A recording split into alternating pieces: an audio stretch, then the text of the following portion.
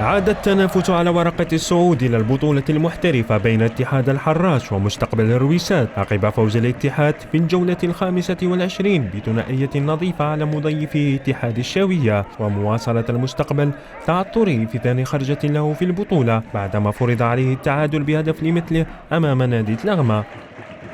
انتصار الاتحاد سمح له بنيل صدارة برصيد 55 نقطة مناصفة مع رويسات، مع أفضلية الأهداف للاتحاد بفارق 30 هدفا مقارنة بالمستقبل الذي يحوز على فارق 21 هدفا، لتعود بذلك الإثارة والتنافس للصعود إلى حظيرة الكبار قبل 5 جولات من نهاية البطولة، في انتظار معرفة قرار رابطة الهواة بخصوص المواجهة الحاسمة بين الناديين. لغة الأرقام خلال مرحلة الإياب من البطولة تميل كفتها لزملاء الحارس المخضرم فوزي شوشي الذين حققوا 8 انتصارات وتعادل واحد، سجلوا خلالها 19 هدفا وتلقوا 4، ثم تمكن رفقاء شلابي أيمن من حصد 6 انتصارات وتعادلين وهزيمة سجلوا فيها 11 هدفا مقابل تلقي 4 أهداف. لتبقى الجولة 26 امتحان آخر حينما يستقبل اتحاد الحراش نادي تلغمة، ثم يستضيف مستقبل الرويسات شباب باتنا.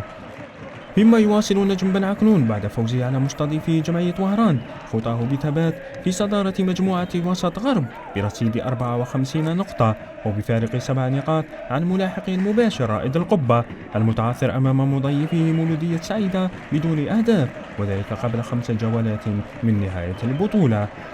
وتبدو ورقة الصعود محسومة نسبيا في المجموعة الغربية، ثم تبقى التنافس في المجموعة الشرقية بين اتحاد الحراش ومستقبل الرويسات متواصلا، فمن يملك النفس الطويل لتحقيق حلم الصعود؟